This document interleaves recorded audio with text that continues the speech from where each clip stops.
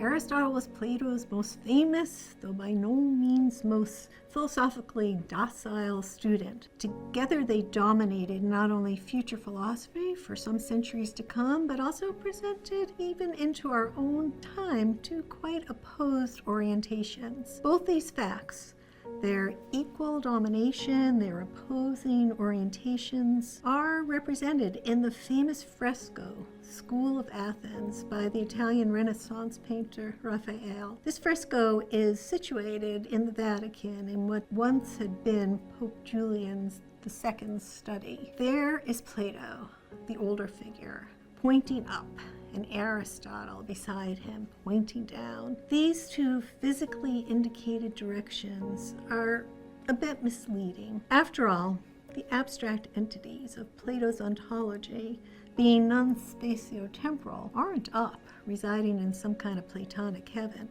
They're nowhere in space. And Aristotle, for his part, could have been portrayed as pointing up, since his ontology included what he called the unmoved mover, or the first cause, which he was prepared to call God. Aristotle's God was a rather self-involved God, since the unmoved mover, being perfect, must perform only the perfect action, which is thinking, and his thinking must be about the most perfect thing, which is itself. So Aristotle's God spends all his time thinking about himself. Some philosophers regard this not as an argument for God on Aristotle's part, but rather as a reductio ad absurdum. Be that as it may, pagan though he was, Aristotle's inclusion in his ontology of an unmoved mover, aka God, the object of a love that keeps, according to Aristotle, the concentric spheres of the universe forever in motion, seemed to make his entire system amenable to translation into monotheistic terms. And so it was done in all of the three Abrahamic religions: in Islam, by the early medieval philosophers Al-Farabi, Avicenna, and Averroes, and in Christianity by Thomas Aquinas, and in Judaism by Maimonides.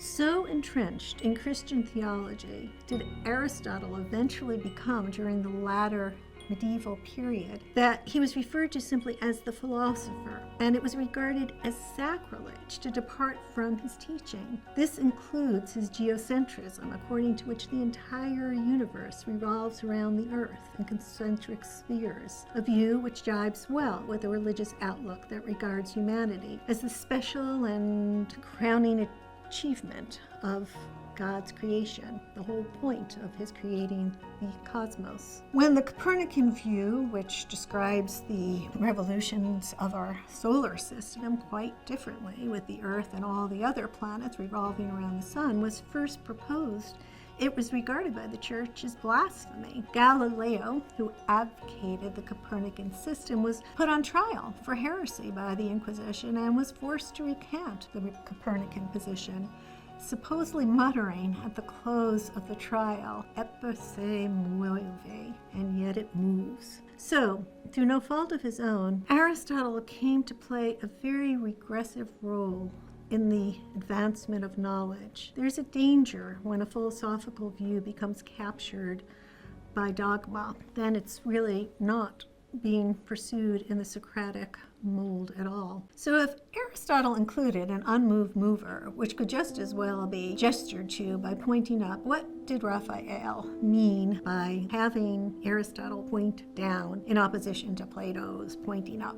The artist was trying to visually represent the question that we've started to explore in the last two chapters on Plato, the existence of abstract entities. Plato's view led him to the belief that the objects we're presented with in sensory experience, the concrete particulars of appearance, the red apples, the red roses, the red flags, only have their being because of the abstract entities that exist independently of them. The world of appearances can't be understood on its own terms, but rather demands that we go beyond that world, that we ascend in our understanding to abstract entities, which is the hidden reality that yields coherence to the world of appearance. And on this matter, on the ontological status of abstract entities and the corresponding matter of whether the world of appearances can be understood on its own terms without ascending to some other sphere of reality, Aristotle is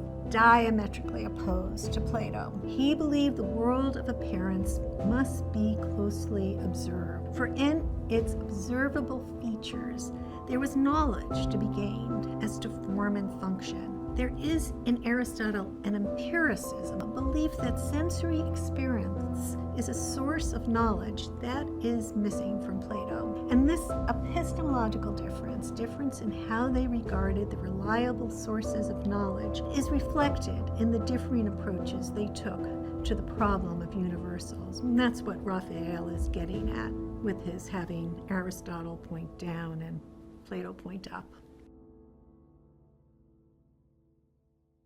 Aristotle's response to the problem of universals wasn't to deny the existence of abstract entities. He wasn't a non-realist when it comes to the problem of universals. There is such a position, which is called nominalism or anti-realism. There's also another position called conceptualism or mentalism that holds that properties and numbers, etc., exist, but as ideas in our heads. But Aristotle didn't reject Platonism on the basis of either nominalism or conceptualism. Rather, his response is one which we now call immanent realism. An immanent realist holds that there are abstract entities, whether properties, numbers, propositions, whatever, and that these things are independent of us and of our thinking. But immanent realists differ from Platonists in holding that these objects exist in the physical world. Their existence is a matter of their being instantiated in physical stuff. Depending on the kind of object under discussion, that is, whether we're talking about mathematical objects or properties or propositions or fictional objects, the details of immanent realism are worked out differently. In connection with properties, the standard immanent realist view is that properties like redness exist only in the physical world. In particular, they exist in actual red things as aspects of those things and not as independent things. This was Aristotle's quite commonsensical response to Plato, and it has some plausibility. After all, if I'm staring at a red rose right here in space-time, and I see its redness, then it seems quite plausible to say that its redness exists right where the red rose exists. And so the redness is just as spatio-temporal as the red rose is. There's nothing over and above that red rose. That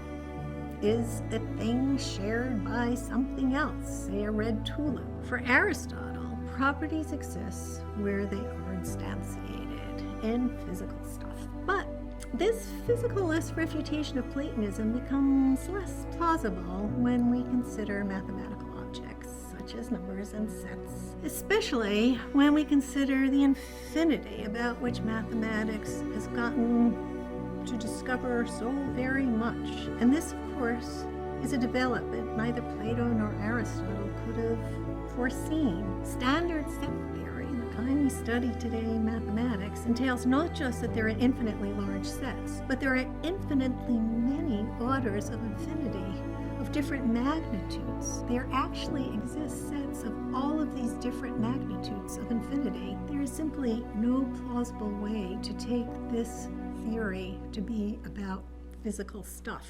For Plato, the world of appearance was a deceptive place, riddled with contradictions that made him consign it to a place squeezed in between the absolutely non-existent realms of unicorns and dragons and the fully existent sphere of the non-spatio abstract entities. For Plato, the ultimate explanations would need to be given in terms of the purely intelligible realm of abstract entities, exemplified by mathematics. Aristotle's orientation and his response to his teacher's Platonism, his characteristic, was far more focused on the empirically given. He was, in fact, a superb observer of physical phenomena, most especially of biological phenomena.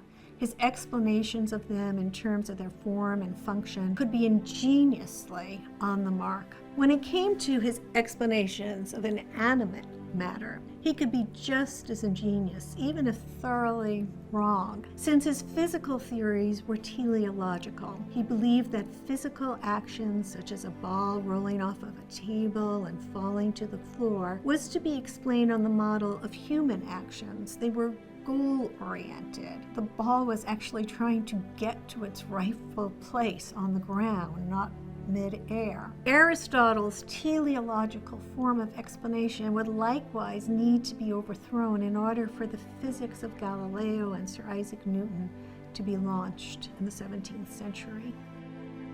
It's hard to say which philosopher, Plato or Aristotle, was more scientific, or at least further along on the way to science. Modern science, especially modern physics and cosmology, is a blending of both Platonist and Aristotelian elements. The modern physics, launched by Galileo and then Newton, replaced teleological explanation with mathematics. Recall that Newton's great work was entitled Philosophiae Naturalis Principia Mathematica, Latin for mathematical principles of natural philosophy, where in those days natural philosophy meant physics. So there is a point for Plato, but modern science is as heavily invested in the kind of close attention given to empirical observation as exercised by Aristotle. If physical theories are mathematically expressed, the data to be explained are those that come from close observation. And it's what we observe, whether those observations conform to the predictions of the theory or not, that have the power of toppling the whole theoretical edifice, no matter how beautiful its mathematics is. So it's both Plato and Aristotle in a kind of beautiful blending that gives us the modern science of physics.